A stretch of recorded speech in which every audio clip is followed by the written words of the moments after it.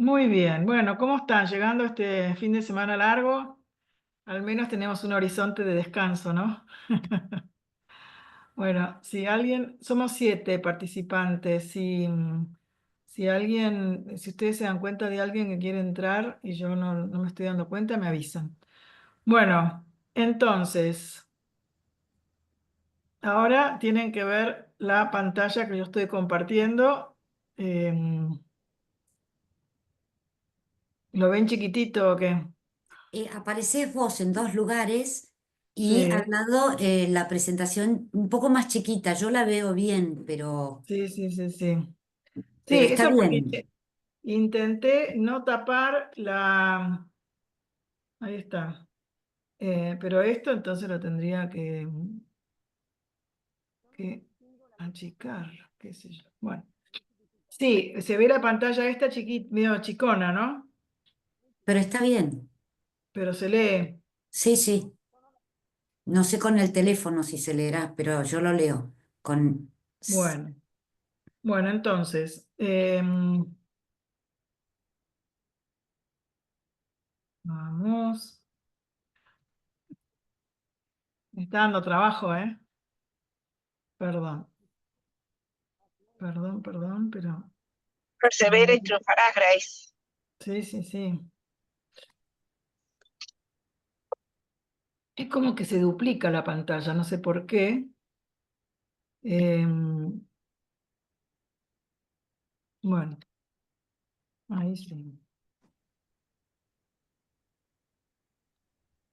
Bueno, entonces, vamos a ver hoy el tema del ser persona. En una sola clase voy a resumir bastantes ideas importantes, pero igual este tema lo vamos a seguir tocando de un modo o de otro en las siguientes clases, ¿no? El planteo de esta antropología, de que dijimos que es el estudio del hombre, que intenta responder a quién soy, quién es el ser humano, y una de las respuestas que da el personalismo, que les conté yo la historia de Carol Wojtyla y su pensamiento y su libro Persona y Acción, el siglo XX es el siglo de la antropología de la persona, del estudio de la persona, del desarrollo antropológico del ser personal. Clásicamente, por ejemplo, Aristóteles decía, el hombre es un animal racional. Era una definición que se hace por género y diferencia específica. El género es que somos seres vivientes animados, como los animales, pero tenemos algo que nos distingue, que es lo racional, o el logos, decía Aristóteles, la capacidad de pensar. Eh, y ya en siglos posteriores se va desarrollando la noción de persona, que proviene de la teología, de los primeros padres de la iglesia que intentan dar razón de cómo sería esa realidad de tres personas y un solo Dios, y nace esta noción de persona como sustancia individual de naturaleza racional, que es la que toma Tomás de Aquino y es la que se sigue usando a veces en esta filosofía aristotélico-tomista, digamos, podríamos decir, ¿no? Sin embargo, la filosofía del siglo XX considera que esta noción de sustancia individual es insuficiente, que no llegamos a la dimensión subjetiva del ser humano. Podemos describir las características comunes, pero nosotros somos seres únicos, irrepetibles, somos cada uno un gran misterio, podríamos decir, ¿no? Por eso en el siglo XX hay muchos filósofos a partir de la fenomenología de Husserl y etcétera, que empiezan a ocuparse más del tema del hombre. Un libro que hizo mella en ese tiempo es el de Max Scheler, que se titula El puesto del hombre en el cosmos. ¿Por qué? Porque se va descubriendo la grandeza de lo humano cuando vos querés estudiar al hombre como un ser más entre todos los seres del cosmos, te das cuenta que no es irreductible al cosmos, que no tiene nada que ver, aunque tiene todo que ver, pero es completamente diferente porque es un ser libre, porque es un ser capaz de amar, incluso capaz de hablar. Cassirer decía que el hombre es un animal simbólico porque usa símbolos para expresarse, todo el tema del lenguaje. En definitiva, lo que todos coinciden es que tenemos una condición humana que es única. El hombre también se descubre es un ser que se relaciona con otros, vive en sociedad. Martin Buber habla del yo y del tú, ese de origen judío. Bueno, esto imagínense, esto en el repaso de la historia de la filosofía de muchos siglos. Pero nosotros ahora nos vamos a centrar en esta noción. El ser humano es persona. Y eso es lo que nos tenemos que, ojalá, ¿no? Después de estas clases descubramos la grandeza del significado de lo que implica el ser personal. Mi lugar en el mundo es insustituible. Por más que si estoy un día de bajón, puedo pensar eso, ¿no? Nadie me puede reemplazar, soy única, soy irrepetible, soy un ser personal que es una fuente de novedad. Acá se ven muchos rostros humanos en la diapositiva, diferentes razas o diferentes edades en torno, pero cada ser humano es único. Y cuando se aplicó la noción de persona a la antropología, ya les dije que fue Boecio el que forjó esa definición, sustancia individual de naturaleza racional, en realidad se sustituye y queda así para el resto de los siglos la palabra que se había aplicado a las personas divinas, que son subsistencias relacionales. El tema de la subsistencia quiere decir que es algo que permanece, que es uno y que permanece. Cada persona, Dios Padre, Dios Hijo, Dios Espíritu Santo, cada uno es una subsistencia, subsiste, pero no viven separadamente, son relación. El Padre no es Padre sin el Hijo no es Hijo sin el Padre, el Espíritu Santo es el amor entre el Padre y el Hijo. Pero bueno, esa noción de subsistencia y de relación se aplicó a la palabra persona. Y entonces es una expresión, un concepto, una noción que los griegos, desde el punto de vista filosófico, nunca utilizaron. No la usó Aristóteles, Sócrates, Platón y los clásicos de la filosofía. Y la pérdida de esa noción de persona, es decir, no contar con esa noción, empobreció mucho el pensamiento antropológico. Voy a poner esto de este lado.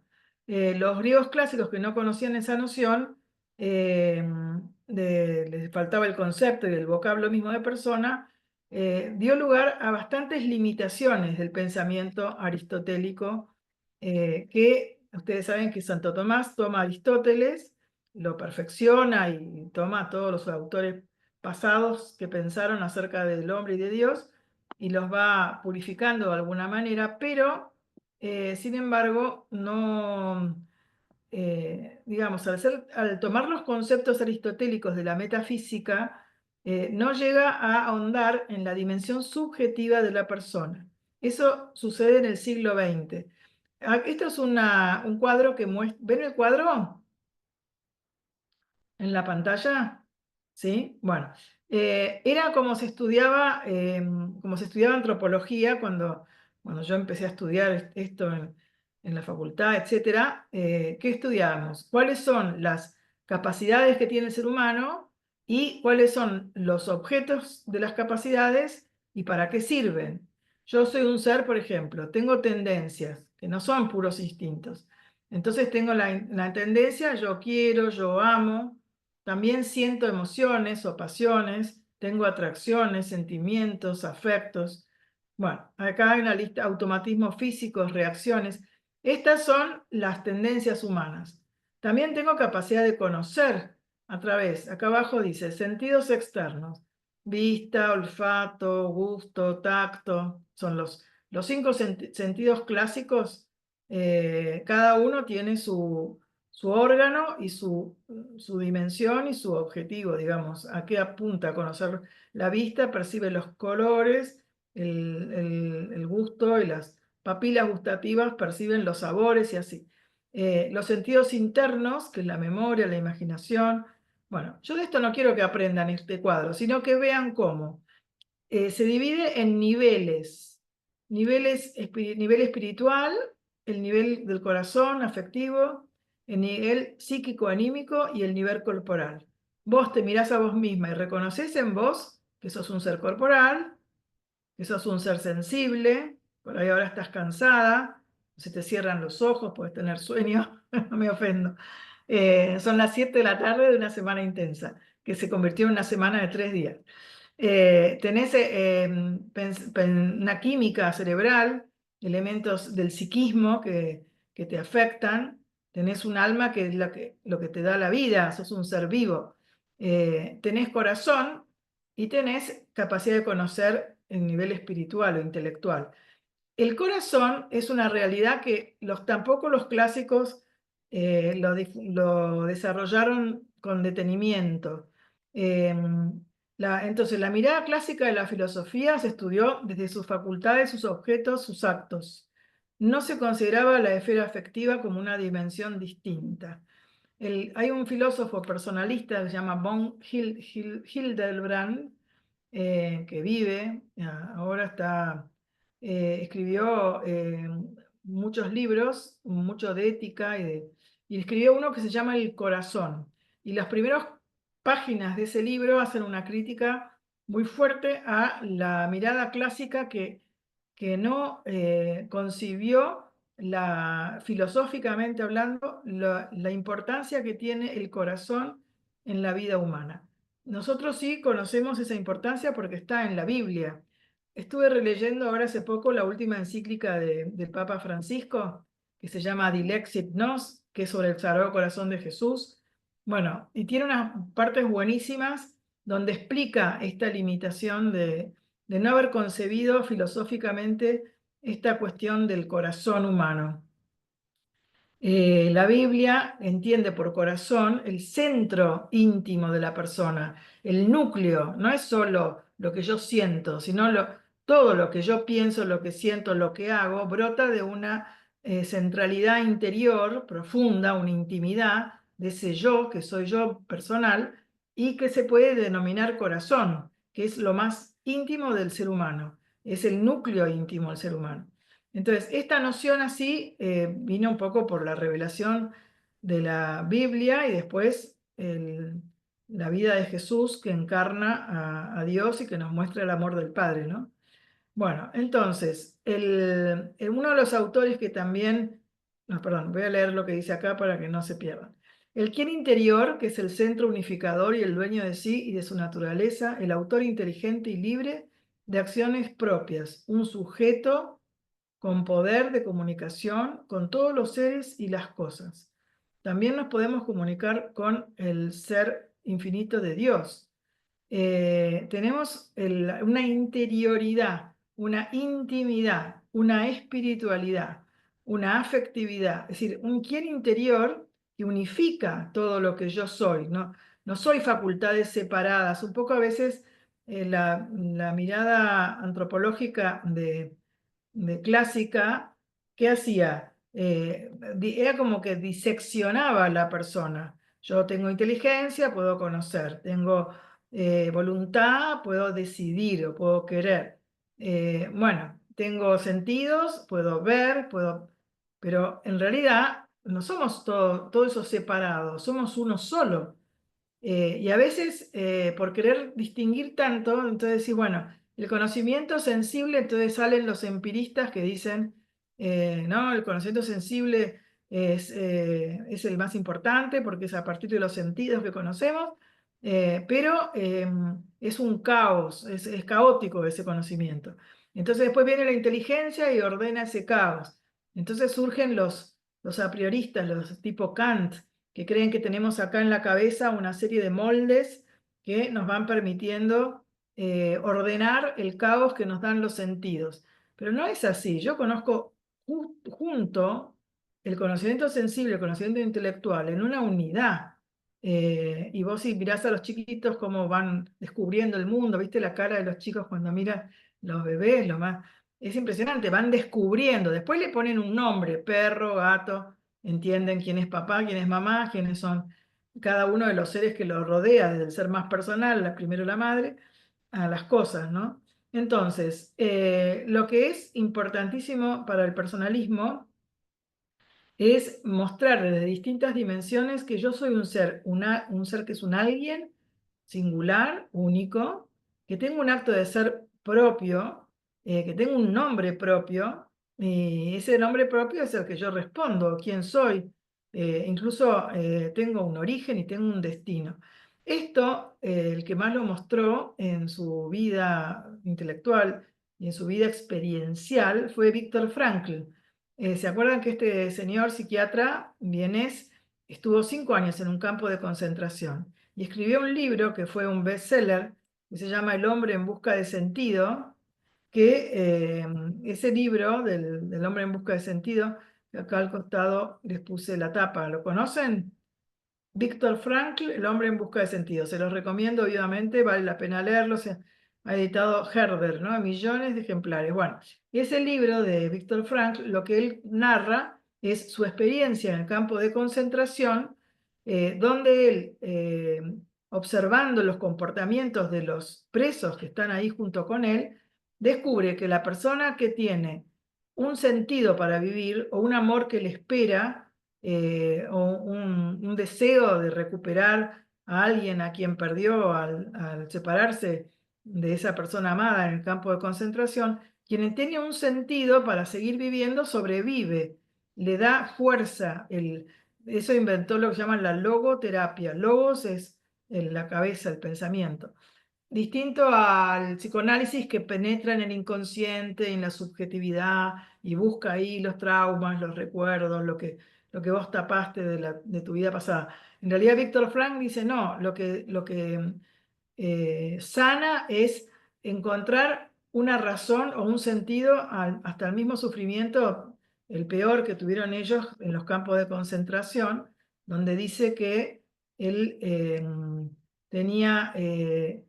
dice algo así, no es textual esto: en el campo de concentración te sacaban todo lo que tenías, quedabas desnudo en tu ser, sin nombre, sin vestidos, sin adornos, en un sufrimiento extremo donde puede triunfar el vigor del espíritu humano y su libertad capaz de cambiar la actitud personal, dando un sentido al sufrimiento.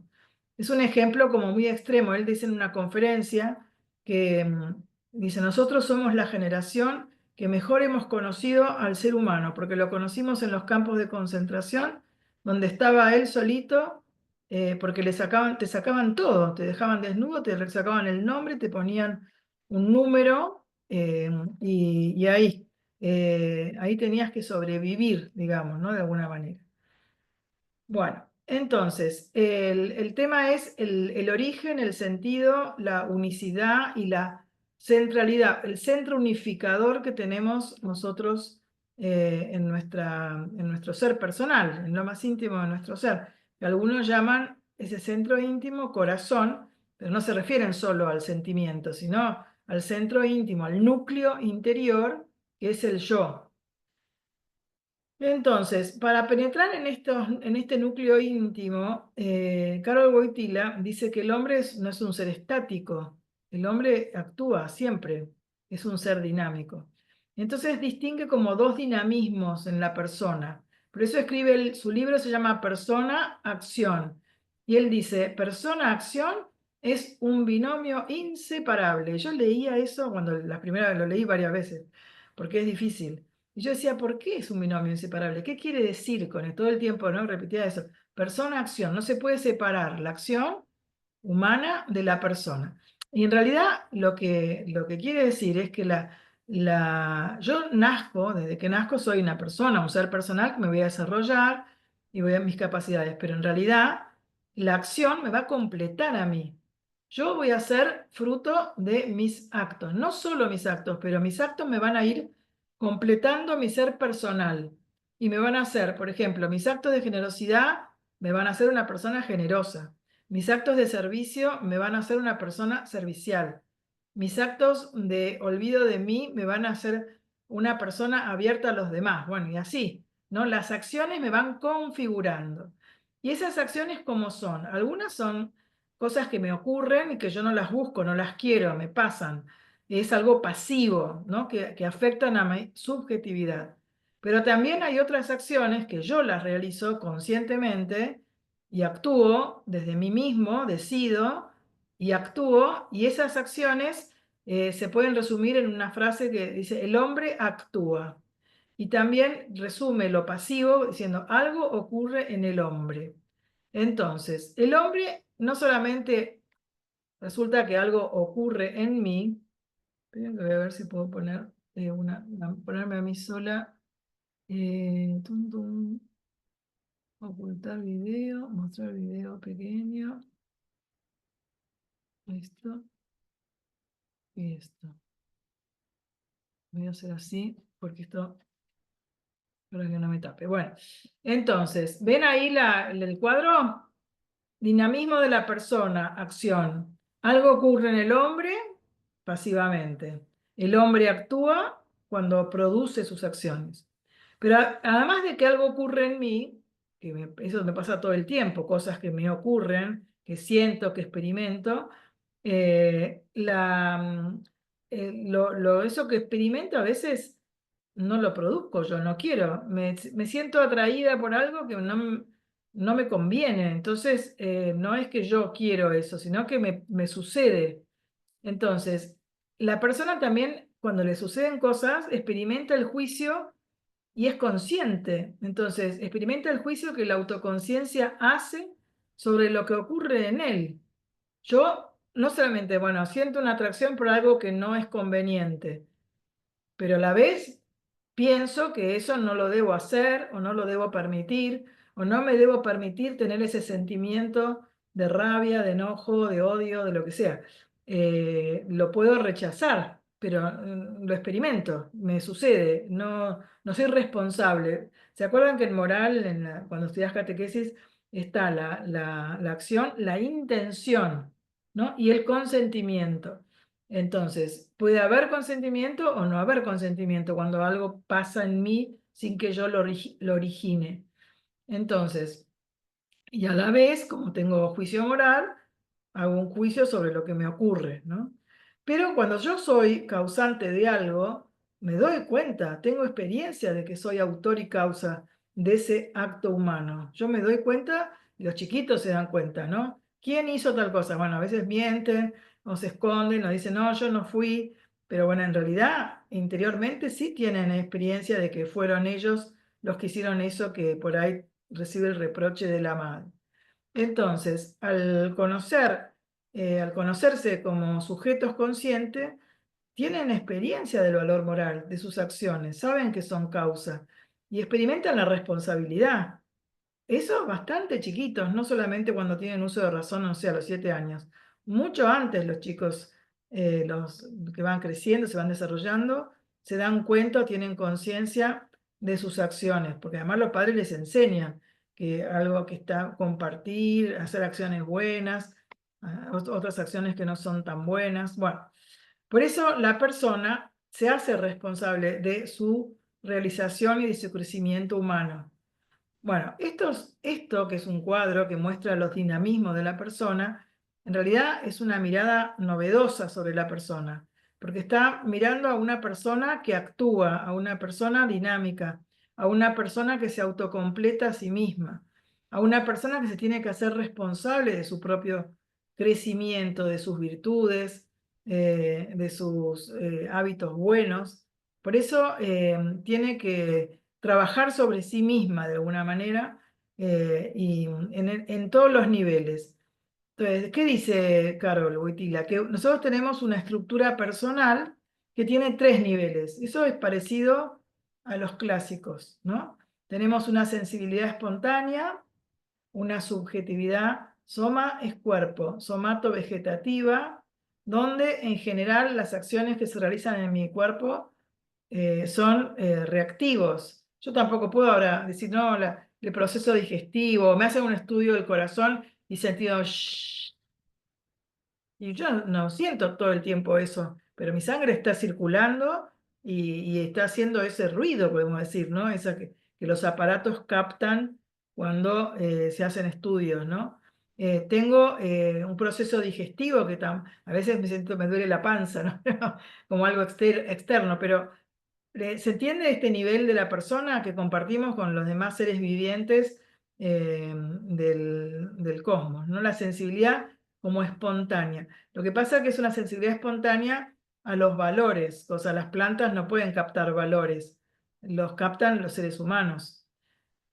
También tengo una subjetividad a nivel psíquico, emotivo, y también tengo un nivel consciente.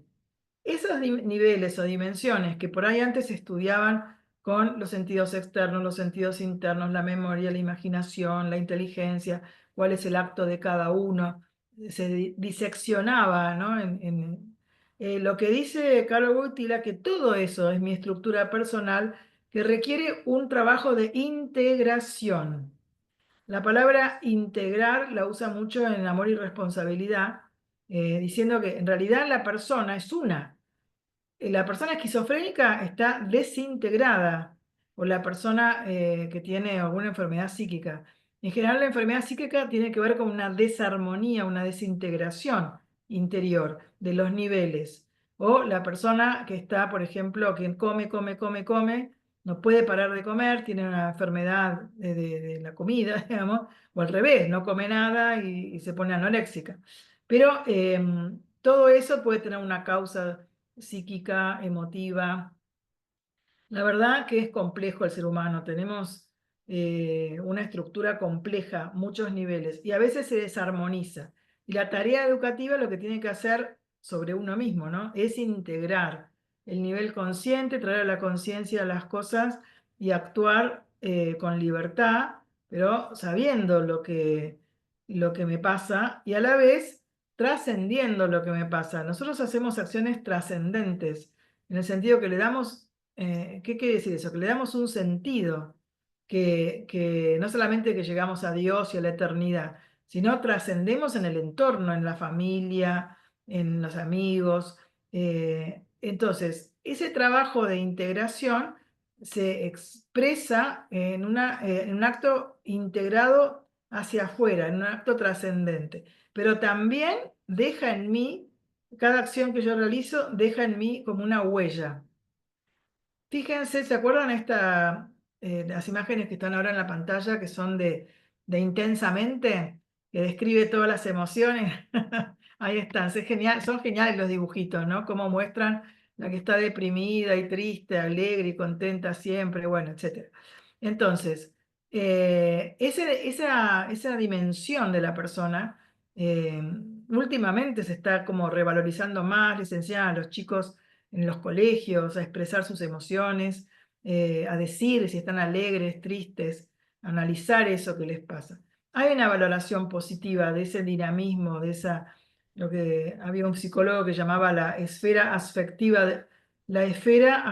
del hombre. Eh, pero también esos dinamismos no puede ser que nos guíen la conducta sin control y sin orden. En alguna época de la historia hubo mucho como intelectualismo, como que una represión de las emociones y que solo teníamos que ser casi espíritus puros.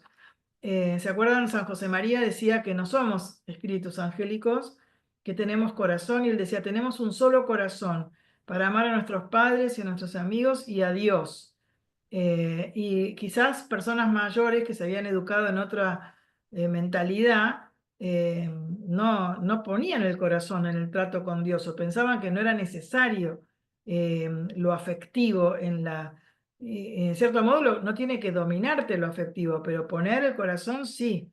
Entonces, para integrarte interiormente, ¿qué tengo que hacer? Tengo que conocerme, saber lo que me pasa. Por eso está muy bueno que a los chiquitos les enseñen a poner nombre a las cosas. Y me acuerdo cuando Rita Bosch, vieron que tiene una hermana Ichu, que es un amor, que es Down, y a veces la llamaba por teléfono a su hermana, yo vivía en Conde con Rita, y le decía que era, vos Rita sos mi psicóloga, porque ella a veces sufría, porque se peleaba con su mamá, porque tenía sus problemas, como cualquier ser humano, y muy sensible, y entonces Rita le decía, eso que estás sintiendo se llama envidia. ¿Y la envidia qué es? Bueno, entonces le explicaba lo que le pasaba porque eso le aclaraba, la chica le agradecía muchísimo que le aclarara qué es lo que sentía y qué es lo que le pasaba. Y una vez Rita le dice, bueno, y a mí también a veces me pasa, ¿no? Dice, ¿a vos te pasa? ¿Cómo te puede pasar a vos que vivís con Jesús? Le decía la divina, ¿cómo te va a pasar eso, no? Como era. Bueno, entonces, autoconocimiento. Aplicar la inteligencia, la capacidad de pensar, al valor, a la verdad del valor sentido espontáneamente. No nos podemos dejar llevar, hoy hay mucho lo que se llama el emotivismo posmoderno. ¿Qué es el emotivismo? Y no solamente que te deja, sin más que sentimentalismo. El sentimentalismo era darle importancia a los sentimientos, una importancia excesiva. El emotivismo es que vivís al son de las emociones repentinas. Ahora me siento así, ahora me siento así, ahora puedo, ahora no puedo, porque el sentir me domina, ¿no? Por eso hay que usar la inteligencia, aplicarla a lo que sentimos y en cierto modo objetivar las propias emociones y subordinar lo emotivo al yo personal, no solo a la inteligencia, no es como un intelectualismo y yo doy razón de todo y ya resuelvo los problemas, no es así.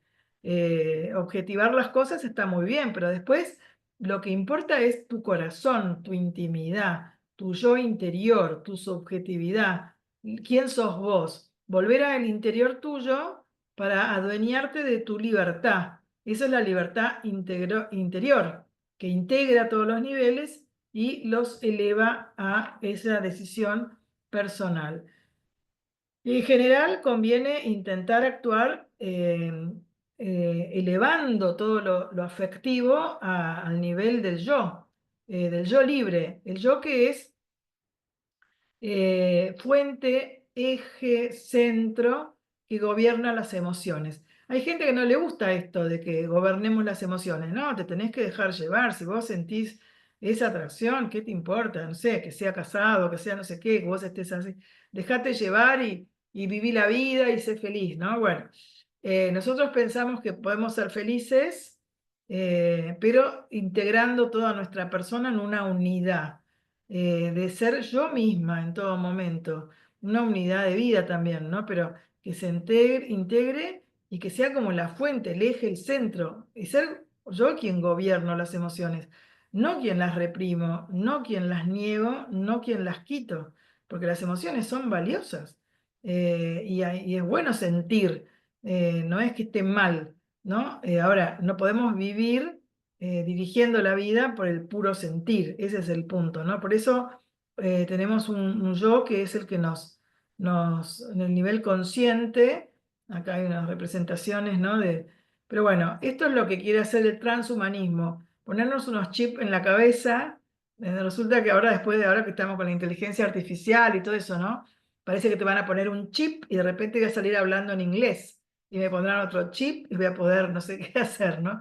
Bueno, no es así, no somos de solo inteligencia, y eso lo dice en la Dilexit Nos, el Papa Francisco, en los primeros puntos, cuando habla del corazón, que quizás lo veamos un poquito en otra clase, cuando hablemos de la afectividad.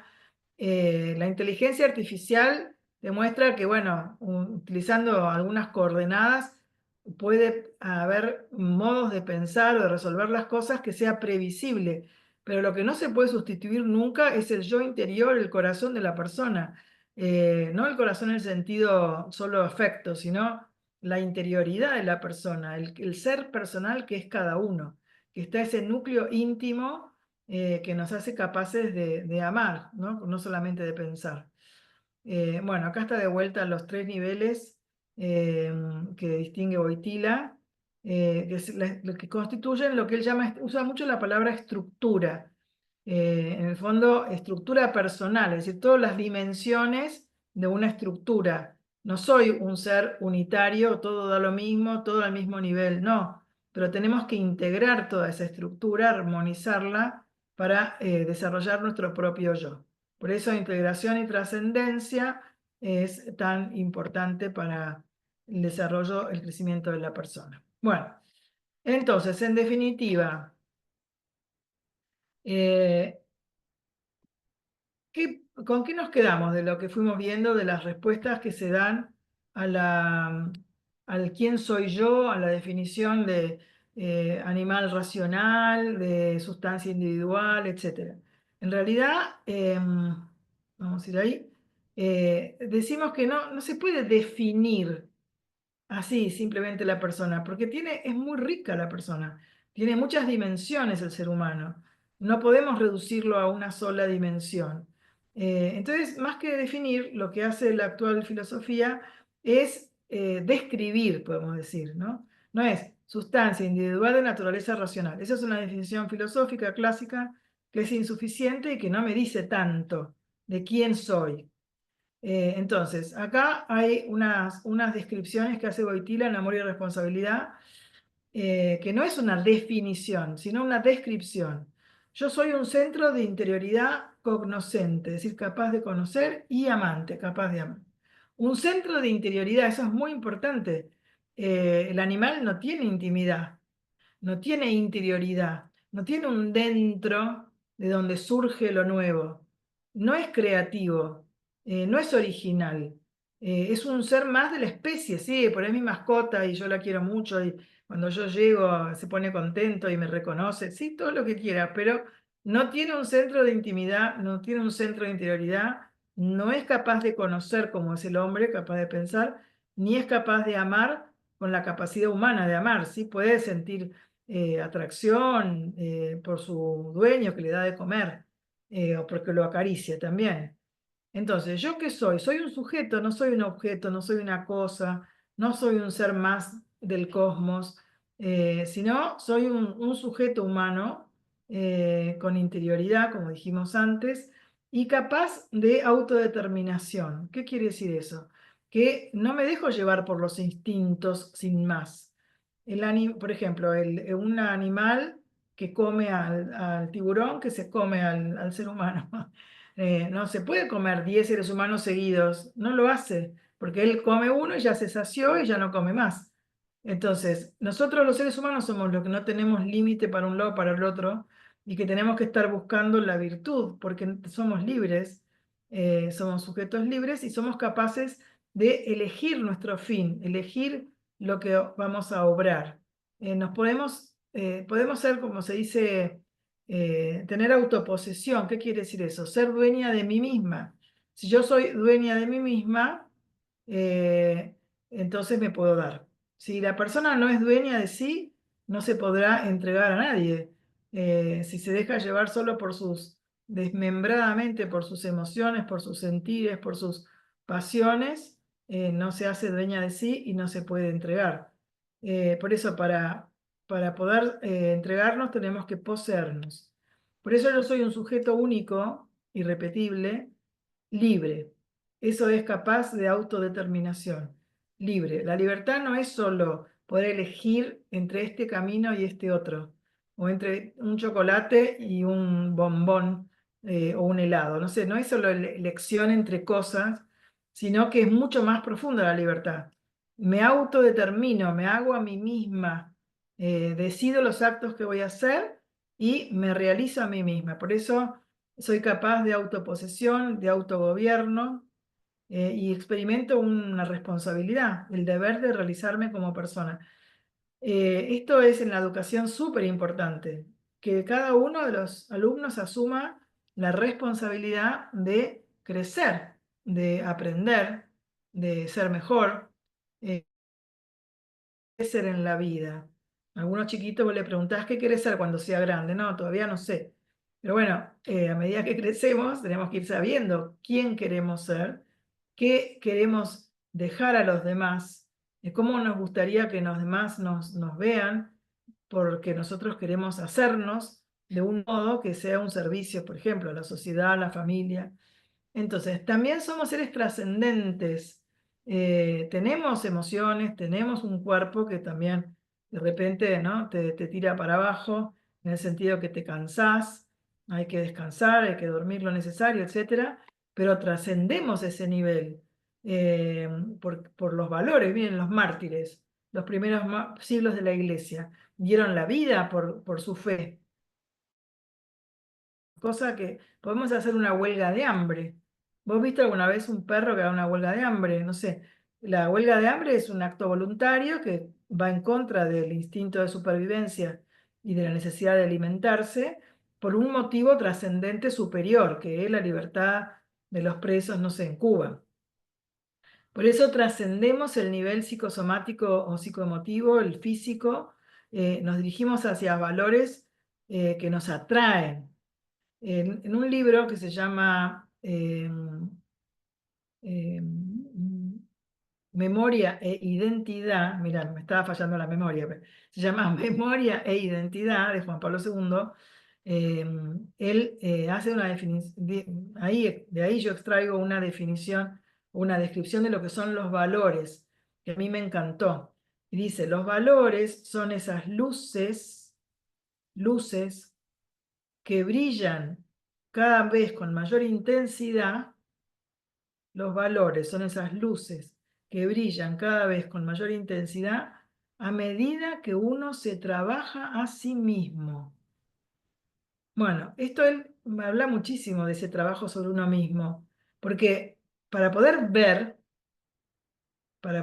bien, ver lo valioso y obrar bien, no puedo dejar que la conciencia se emocionalice y se enceguece a veces por la pasión.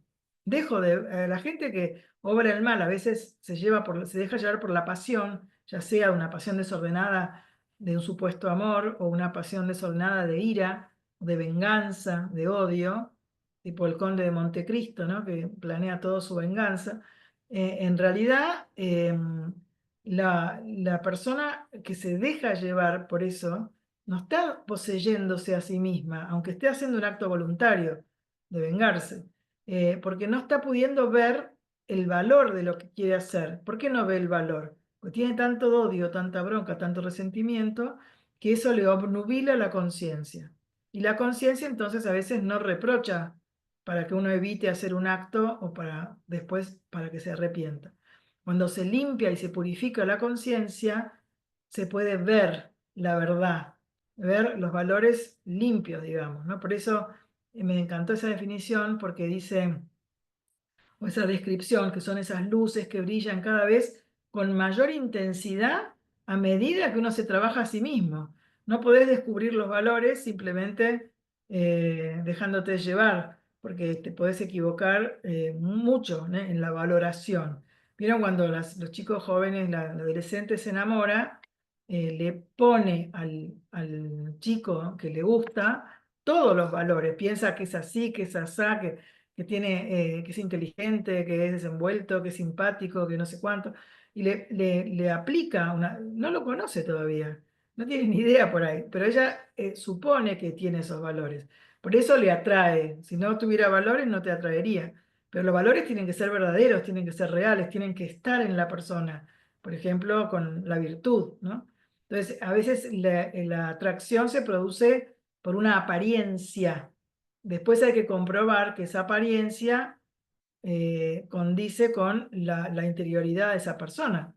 Entonces, por eso la persona busca descubrir la verdad de los valores que se le presentan y es capaz de aceptarlos, de asumirlos, de encarnarlos.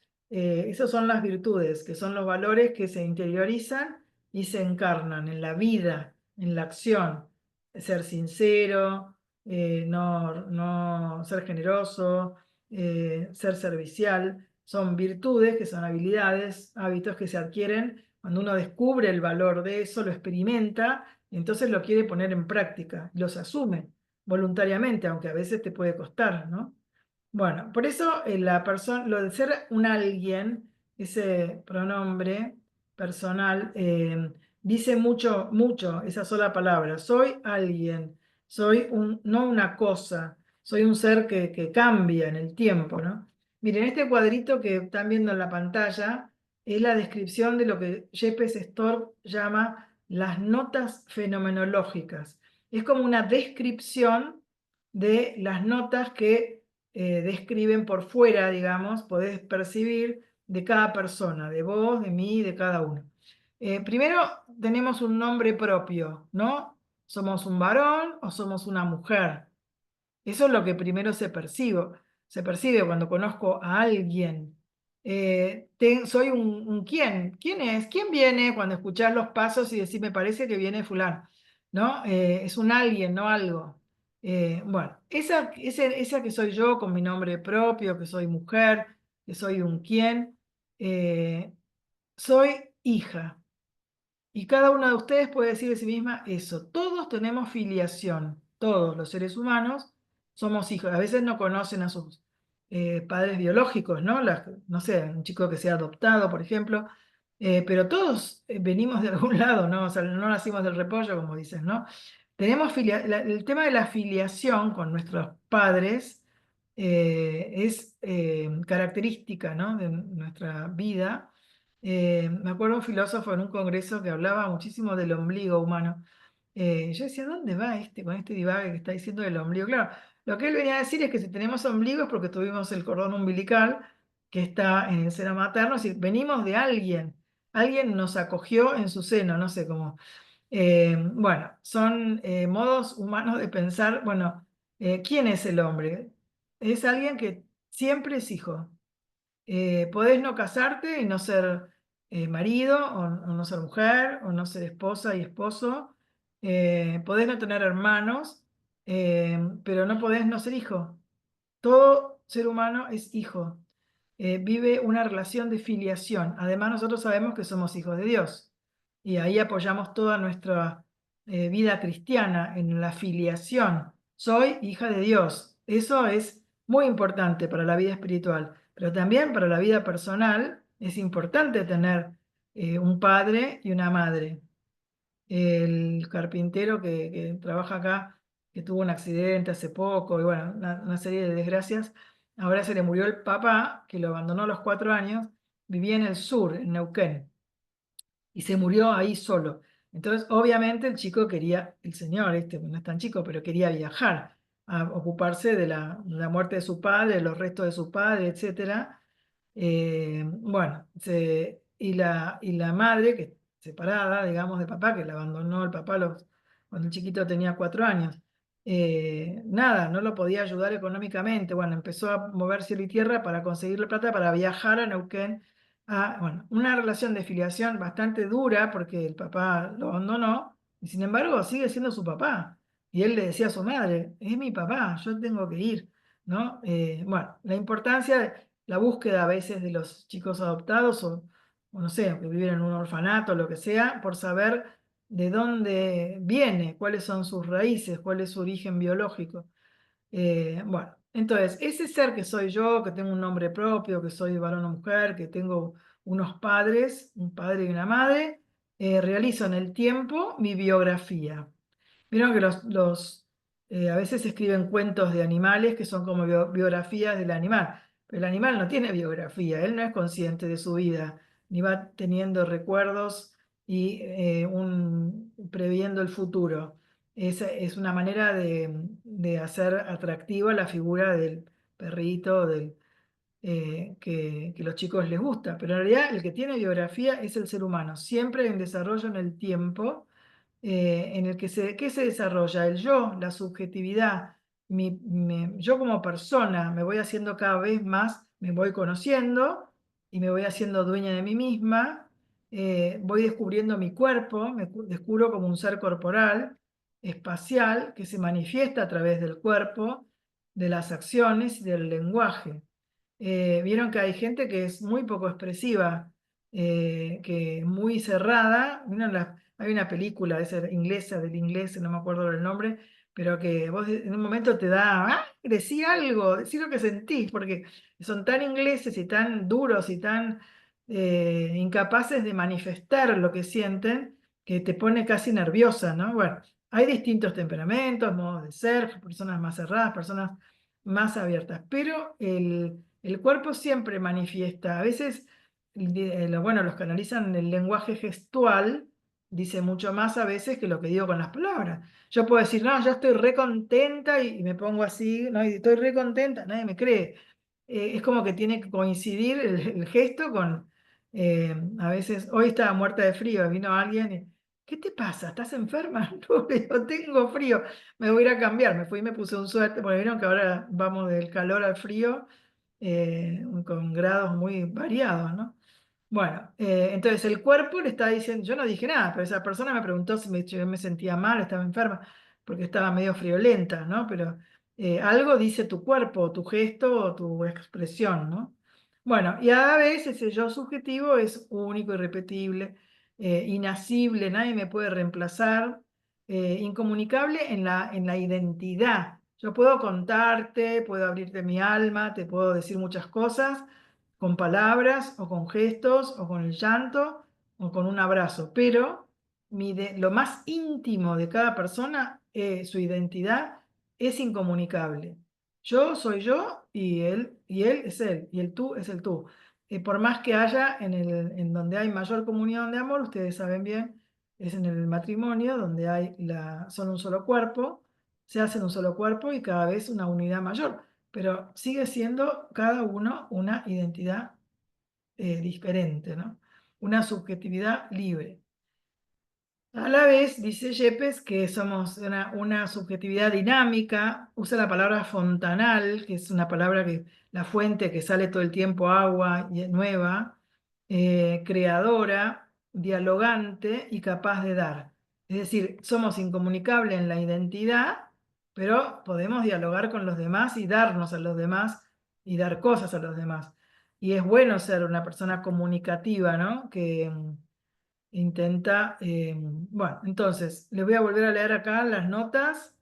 Las notas de la persona son la intimidad, soy una fuente de novedades, soy capaz de diálogo, existe la relación entre el yo y el tú, de posibilidad de comunicarme, soy un ser libre, que tengo autodominio y autodeterminación, y puedo amar, tengo capacidad de donación, de amor. Eh, la... La intimidad, acá está una chica, vieron, tapándose para que el papá no la mire, o acá en la campana, ¿no? La intimidad que se desarrolla sobre todo en el periodo de la adolescencia, que los chicos empiezan a descubrir su propia intimidad, indica como un dentro que solo conoce uno mismo. La persona es una intimidad de la que brotan novedades, una intimidad capaz de crecer. Es un alguien, no es solo un qué, sino un quién. Bueno, miren cómo repiten estos autores todo el tiempo esta idea que es muy importante, eh, que quién es la persona y quién soy. Yo soy yo. Persona significa eso. ¿Quién? Y quién significa ser un ser que tiene nombre, que es un alguien ante los demás. ¿Vieron cómo les importa ahora a los chicos con los likes y todo lo que son las redes sociales, ¿no? El mal que pueden hacer porque se manejan mucho su imagen, ¿no? Entonces todo tiene que ver con lo que yo muestro de mí, pero tenemos que hacerles descubrir que sos mucho más que lo que mostrás. Y además hay cosas que mejor que no muestres. Entonces, es el valor de cada persona, ¿no? Y los padres tienen que reafirmar a los hijos en su identidad personal, en ese nombre propio que cada uno es. Por eso hay que tratarlos a cada uno. No hay que tener uno varios, pero a veces salís a comer con uno, tenés un diálogo con otro, lo llevas a una fiesta, lo buscás de no sé dónde. Tenés una relación personal, porque hay que afirmarlo en su identidad personal. Eh, Cada uno es cada uno.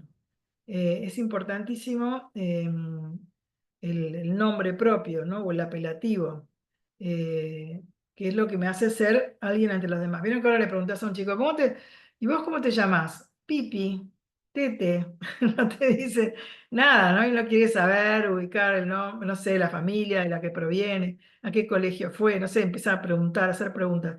No, a ellos no les gusta mucho, ¿no? Porque tienen en realidad todavía una identidad son poco dueños de sí mismos. Hay una influencer, que es una chica que fue el otro día, hizo un retiro. Bueno, resulta que se dedica a enseñar a otras a vender sus emprendimientos y sus productos, con lo cual sabe mucho de marketing digital y todo eso. Tiene casi 500.000 seguidores cuando entré a su Instagram. Entonces, ¿qué pasó? Que alguien de sus seguidores, una persona, le criticó que estaba gorda y que le molestaba su papada, que se ve en el Instagram. Entonces ella se ve que lo comentó a su hija adolescente y la hija le dijo, contestale mamá, porque hay muchos chicos que sufren por este acoso virtual de la imagen, ¿no?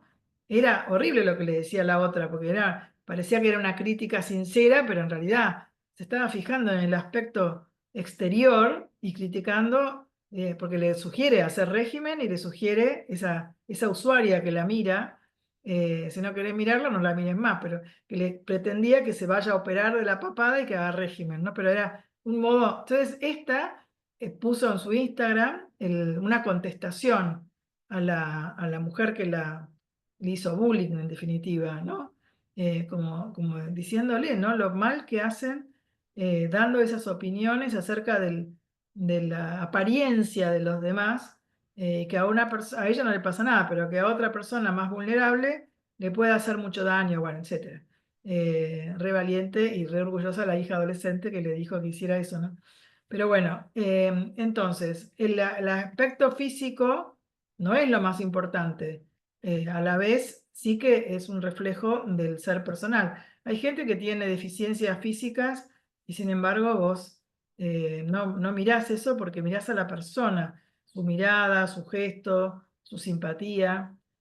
Bueno, entonces, la otra de las notas de la persona es la libertad. Vamos a tener toda una clase sobre la libertad porque es una nota muy, muy importante, ¿no? Yo digo que es más que una nota, es como el núcleo, ¿no? De la persona. La persona es libertad y es amor. Eh, la libertad es una nota definitoria, dice Yepes Storr, de la persona. Una característica como que está en la raíz. Se posee a sí misma, es dueña de sus actos. Acá está Jesús que dice, yo doy mi vida porque quiero, nadie me la quita. Eso es la libertad. A veces la libertad me lleva a decir como la Virgen, he aquí la esclava del Señor, he aquí la no libre, pero lo hago libremente, lo digo libremente, muchas cosas vos podrías decir, acá la no libre, no, estás, no sé, planchando unas camisas que no te gusta planchar, o lavando no sé qué que no te gusta lavar, o limpiando no sé qué que no te gusta hacer, o ya haciendo un pool o lo que sea. Es decir, pero en realidad acá está la libre. Yo soy libre y hago esto porque quiero, ¿no? Entonces, es una buena práctica cuando uno se siente muy abrumado o se siente un poco coaccionado a hacer cosas que no tiene ganas, volver al núcleo interior del yo y de la libertad para decir, esto es lo que yo quiero, yo lo elijo, yo lo decido y yo lo hago. Por eso la persona es libre, no es que solo la voluntad es libre, la persona es libre. Eso también es un aporte del personalismo, porque antes era como se reducía a una cualidad del acto libre. En realidad, la libertad no es una cualidad de acciones aisladas. Yo soy libre. En mi yo personal, mi intimidad, mi ser. La persona es libre, porque yo soy dueña de mis actos y soy dueña de mi interioridad, la manifiesto como quiero y a quien quiero. Soy la dueña del desarrollo de mi vida y voy eligiendo y realizo actos voluntarios libres, sí. A lo largo de la vida, muchos actos voluntarios libres. También el acto libre es arrepentirse de un acto voluntario que uno hizo y que no después analiza que no debería haberlo hecho, o uno pensó y no debería haber pensado, uno dijo y no debería haber criticado, no sé. Y puedo arrepentirme, ¿no? Pero yo soy ¿Por qué me puedo arrepentir? Porque soy dueña de mi pasado, mi presente y mi futuro. Yo soy la dueña con la ayuda, bueno, pues después puede decir con la ayuda de Dios, la gracia, etcétera, ¿no? Pero hay que autoposeerse de verdad para ser dueño de sí. Y la persona humana, además, expresa, es efusiva, puede sacar de sí mismo lo que tiene y puede compartir. Qué lindo que es compartir, qué lindo que es dar, que es regalar, ¿no? Solo las personas son capaces de dar, como decía la Madre Teresa, hasta que duela. Para que yo pueda dar y regalar, es necesario que alguien acepte lo que yo quiero dar, si no es como que te doy un regalo y vos no lo agarrás, ¿no? Como que peor si me doy yo misma y me esquivan, ¿no? Entonces, el cuerpo es una condición de posibilidad de manifestar esa entrega, ese amor, de manifestar mi intimidad. No sé, cuando uno mira a alguien a los ojos, en esa mirada se pueden leer muchas verdades, ¿no? A veces la mirada dice mucho más, un gesto dice mucho más, que hay unos chiquitos con todos los gestos, diferentes gestos, ¿no? Pero bueno, hay que tratar de que los gestos condigan con lo que yo pienso y siento y que el cuerpo se configure de tal manera que lo exprese. A veces, cuando se habla de la vestimenta, las chicas jóvenes no terminan de ver, bueno, si no quiere que no, si no le gusta que no me mire. Pero bueno, vos estás expresando algo a través de tu vestimenta, de tu presentación, de tu arreglo personal, de tu cuerpo.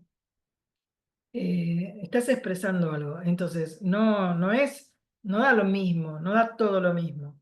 Por eso te arreglas más para no sé, ante una persona importante. Vieron como en los medios salía lo de la crítica del protocolo, que si se puso el traje azul, Trump, que tenía que ponerse un traje negro y que la mujer tenía que no sé qué. Bueno, uno por ahí dice, ya, basta, no critiquen más los periodistas. Pero bueno, es verdad que hay un cierto, el protocolo sigue por más que los jóvenes ya ni nada de protocolo cero, bajo cero, pero a nivel laboral, a nivel relaciones humanas, profesionales, es importante la apariencia, ¿no? El modo de presentarse. Por eso somos capaces de relacionar, vamos a ver bastante lo de la relación de amor, la comunicación.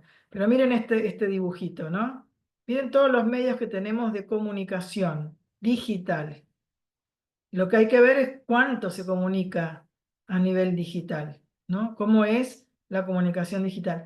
¿Y qué diferencia hay entre la comunicación digital y la comunicación personal, ¿no? De un abrazo, una entrega de unas flores.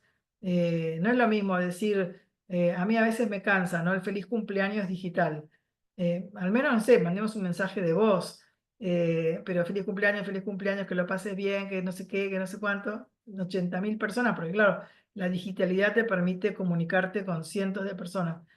Pero bueno, también tiene sus limitaciones, porque el lenguaje humano, el gesto, el rostro, ahora bueno, nosotros estamos haciendo la clase por Zoom y gracias a Dios evitamos el viaje, ¿no? El cansancio de trasladarnos de un lugar a otro. Pero bueno, no hay nada como la presencialidad, encontrarte con alguien, conversar, expresar con gestos, e incluso, eh, no sé, como poder decir no solamente TKM, como dice, ¿no? Te quiero mucho, como TKM, sino de la expresión de la palabra, ¿no? La frase y la voz, ¿no? Todo eso es comunicación. El mundo de la comunicación es un mundo muy impresionante. Bueno, y los chicos usan mucho la digitalidad también para hacer bullying. Y bueno, si vieron, no sé, vieron la película esta ¿cómo se llama? Adolescencia, ¿no? Que ahora está medio así de moda. Yo no la vi, pero bueno, me la contaron bastante. Pero bueno, nada, es el riesgo del sufrimiento del bullying a través de las redes y del significado que a veces no sabemos qué significa el corazón amarillo, el corazón azul, por ahí ponemos nosotros corazón de cualquier color, total es un corazón, pero bueno, los chicos tienen unos códigos que por ahí no conocemos y a veces parece que le está diciendo algo lindo y le está diciendo algo negativo, ¿no? Como todo un lenguaje propio de la época. Por eso nosotros tenemos lo que pretendemos en este curso de antropología es descubrir esto, la centralidad de la persona, y vamos a entrar ahora después en su carácter dialógico.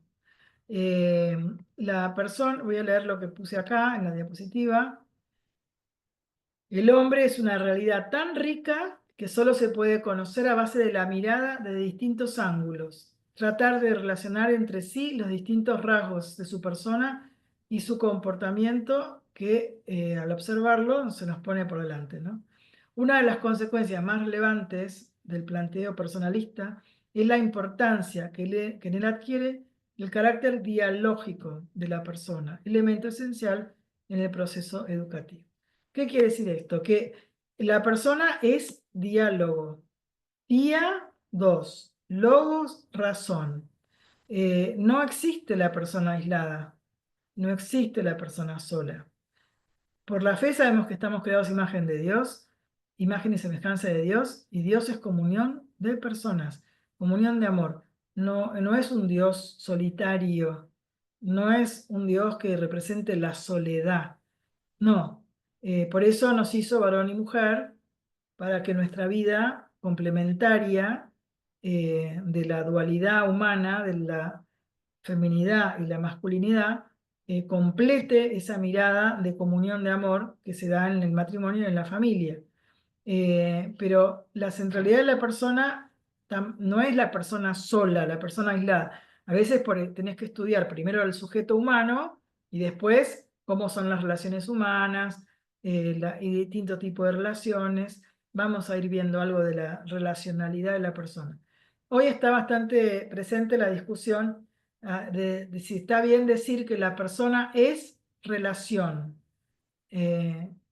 Bueno, y la palabra relación, desde la época de Aristóteles, estaba la sustancia y los accidentes. ¿Les suena eso de la distinción entre sustancia y accidente?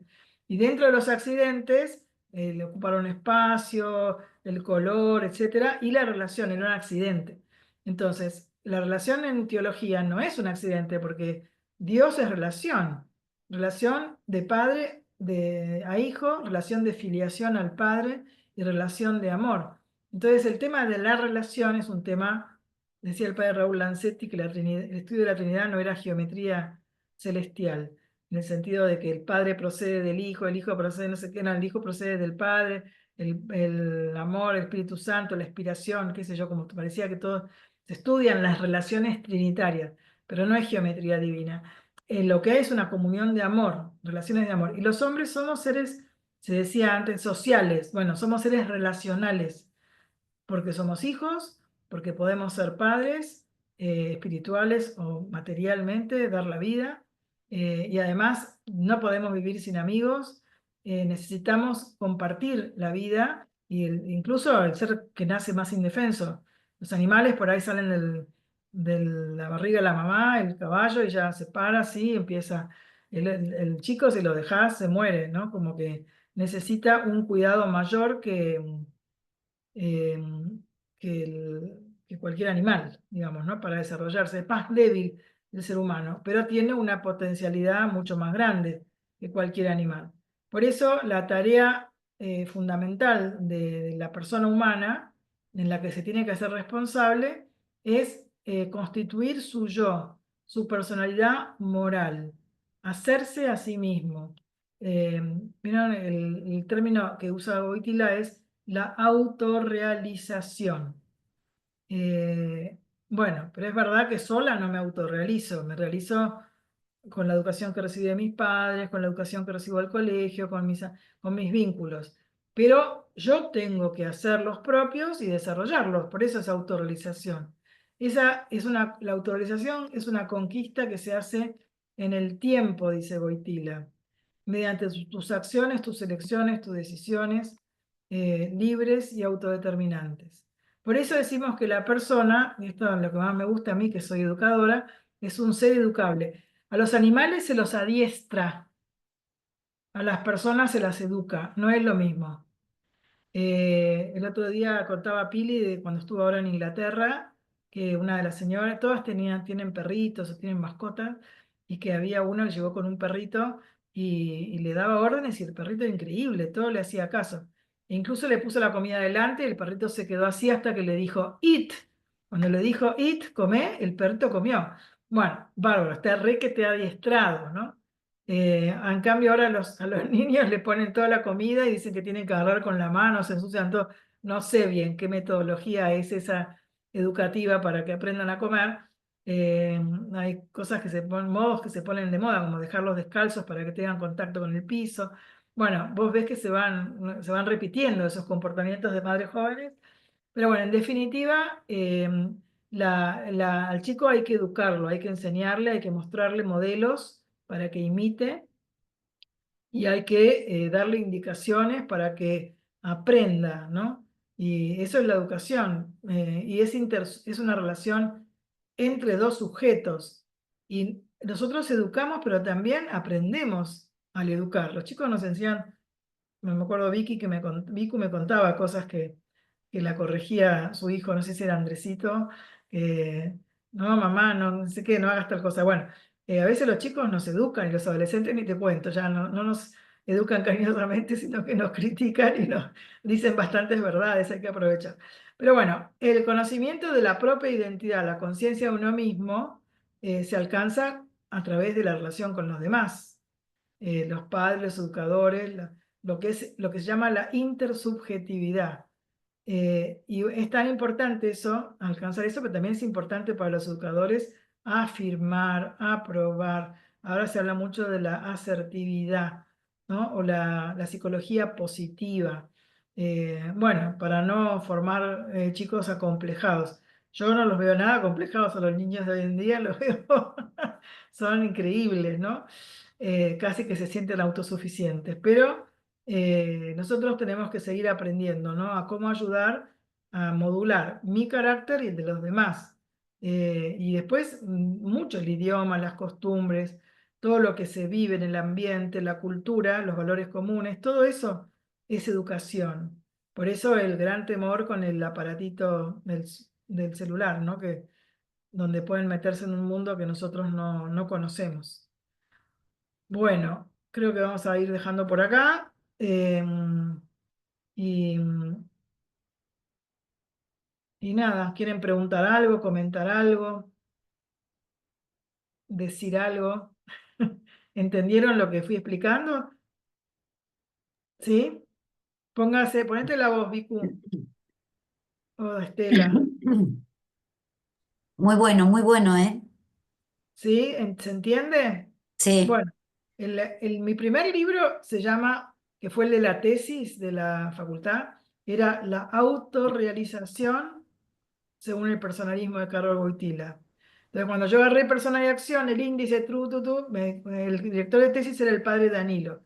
Y entonces él me dijo, bueno, pero vos, ¿qué tema de este libro, qué querés desarrollar? ¿Qué cuestión?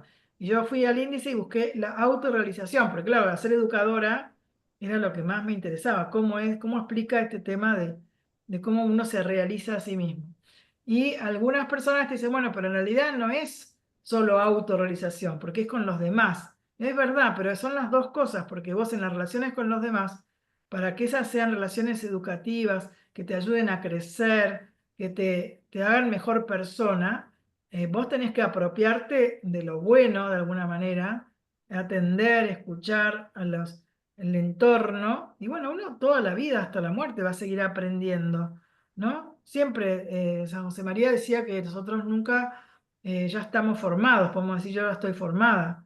Y había otro que decía que para la santidad lo que importa son los últimos 10 años de vida, ¿no? Como que lo que se juzga son Como la jubilación. como la Claro. jubilación. Sí, terrible. Bueno, eso le decía a un sacerdote, al padre Ignacio Echeverría, cuando iban creciendo, iban cumpliendo años, le decía, bueno, Ignacio, no te descuides, mirá que lo que importa son los últimos años. Bueno, y decían también de esta Ceci Sánchez Orondo, que la mamá Mariecha, que viene por acá, cuando hablaban del proceso de canonización, decía, es un disparate, decía Mariecha. Yo la conozco, decía, claro, vos podés decir esto de tus hijos, yo la conozco, es un disparate. Y entonces, nada, lo que superó, lo que logró su santidad fue esa sonrisa en el dolor, bueno, tenía vida interior, ¿no? Obviamente. Pero, digamos, y los mártires también consiguen la santidad en esos actos de amor al final de sus vidas. Pero bueno, nosotros tenemos un modo de buscar, como decía Francisco, la santidad de lo ordinario, de la vida diaria, también a través de nuestros actos chiquitos de cada día. Y eso se va sumando, va conformando un estilo de persona. Eh, a veces se dice, mirá qué cara de bueno es un chiquito. Bueno, todavía tendrá que demostrar que es bueno, se tiene que hacer bueno a través de su vida, ¿no? Y bueno, y Dios dirá cuánto tiempo nos da a cada uno, pero bueno, es muy interesante este tema de la autorrealización, el hacerse dueño y responsable de su propia vida. Pero después, como esto vamos a ser la antropología del amor, y nosotros lo que somos es más eso, intimidad de amor, vamos a ir viendo el amor a los demás, la relación con los demás, toda esa parte que es lo que también nos define, digamos, ¿no? Como los actos de amor, lo más importante. Así es. Bueno, Buenísimo, buenísimo, ¿quieren preguntar me algo encantó. más? ¿Sí? ¿Te gustó? No sé, ¿Ustedes? a mí me Muy bueno. encantó, Bueno, muy bueno. Interesante. agradezco que me digan si les gustó, si no les gustó, si no estuvo alguna Sí, parte muy No, difícil, muy estuvo muy bueno, buenísimo. Grace. sí, no, Buenísimo. ¿No? buenísimo, Así que buenísimo, bueno, buenísimo. Está no, bárbaro, ustedes sí. se dan cuenta que a mí me apasionan estos temas, porque son Sí. mis temas, digamos, más Karol Wojtyla y más la antropología. Y él todo el tiempo en su pontificado y siempre lo que él hablaba era de que tenemos que desarrollar una antropología, y usaba esta palabra, adecuada, una antropología adecuada. ¿Qué quería decir eso? Una antropología que refleje de verdad quién soy, quiénes somos, descubriendo quién soy y a cuál es mi destino, a qué estoy llamado, yo me motive para crecer en amor a los demás, en santidad, en deseos de hacer el bien. Pero bueno, lo ponía mucho el acento en ese, sobre todo, bueno, lo empezó a hacer cuando con los jóvenes con los que vivía en Polonia y que los llevaba ahí al río y a la montaña y hacía campamentos y los chicos le decían Lolek, tío Lolek, porque no se disfrazaba, ¿no? Como era bajo el comunismo. Y entonces les hacía eso, reflexionar, celebraba la misa, hacían deporte juntos, pero ahí generó unos vínculos de amistad impresionantes con mucha gente joven que después los casó, les bautizó los hijos. La verdad que es re lindo, ¿no? El tema de los vínculos y la amistad que se van forjando a lo largo de la vida, que también, a medida que sean más profundos, también te hacen crecer más como persona. Bueno. A mí me encantó esto que decías de lo que es la intimidad, ¿no? Que es como ese dentro que solo conoce uno mismo. Y bueno, me pensaba para mí misma que también qué importante es poder comunicarlo, ¿no? Para esto de la autorrealización que decías y eh, como también para darse a conocer y no y dejarse Claro, ayudar y también las todo un adolescentes mundo. necesitan un periodo como de recogimiento de su propia, porque la están descubriendo su intimidad. A veces escriben un diario íntimo o lo que sea.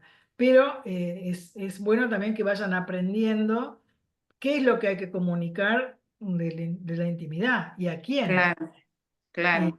cómo, cuándo y Y esto dónde. que decías vos de mostrarle Y modelos. no solo a los adolescentes, ¿no? O sea, todas las personas. Que Todas digo, las no personas, solo, bueno, claro, durante el periodo de la adolescencia se da el desarrollo de la intimidad, pero justamente después hay que aprender a compartir la intimidad, bueno, cada vez más en las relaciones que realmente los vínculos que justifican ese compartir la intimidad. A veces claro, es lindísimo, uno se junta con una amiga que no ve hace no sé cuánto y por ahí te contás cosas que, no sé, no le has contado a otras personas con las que has estado, porque tu amiga es la que sabes que te va a comprender, no te va a juzgar, o, bueno, por supuesto, ni qué decir de la intimidad conyugal, de la amistad entre marido y mujer, y esa transparencia, ¿no? De reflejar lo que uno realmente... A veces uno no comunica la intimidad porque no sabe qué decir, no sabe lo que le pasa. A claro. veces pasa eso, pero está bueno también decir, me decía alguien del marido que había estado un poco angustiado, no sabía qué le pasaba. En realidad él después lo atribuyó a la muerte del Papa.